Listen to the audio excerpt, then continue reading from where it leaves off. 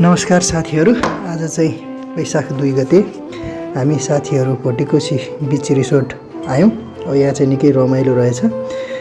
हरियालीको बिचमा swimming pool तथा अब सबै साथीभाइहरू यहाँ बस्यौँ, स्विमिङको रमाइलो नै गऱ्यौँ। अनि यहाँ साथीहरू यसरी चिल पारामा बस्नु भएको छ। मन्नाम सर, चिरञ्जीवी सर, खिलनाथ सर सबै आफ्नो पारामा हुनुहुन्छ र धेरै गर्मी भएपछि हामीले यहाँ स्विमिङ पनि गऱ्यौँ। उहाँ चाहिँ नोरा, पूजा न्यौपाने नेपाली नाम गुड स्विमर। अनि त्यसपछि हामी साथीहरू पनि यसरी स्विमिङतिर लाग्यौँ। गर्मीको मौसममा अलिकति चिल पारामा छौँ हामी र कहिलेकाहीँ चाहिँ कामको सिलसिलामा रिफ्रेस पनि हुनुपर्दो रहेछ।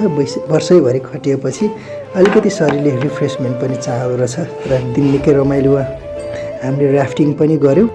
ऱ्याफ्टिङ साहसिक खेलमा पनि पर्छ। यसरी खाजासाजा खाएर हामी ऱ्याफ्टिङतिर लाग्यौँ साथीहरू र ऱ्याफ्टिङ निकै रमाइलो थियो। सबै साथीहरू सुरुमा त डढाउनु भएको थियो, अब उमेरले अलि पाको भए पनि उहाँकै रमाइलो गर्ने हो। एकदमै रमाइलो भयो साथीहरू। थ्याङ्क यू भोटेकोसी बीच रिसोर्टलाई।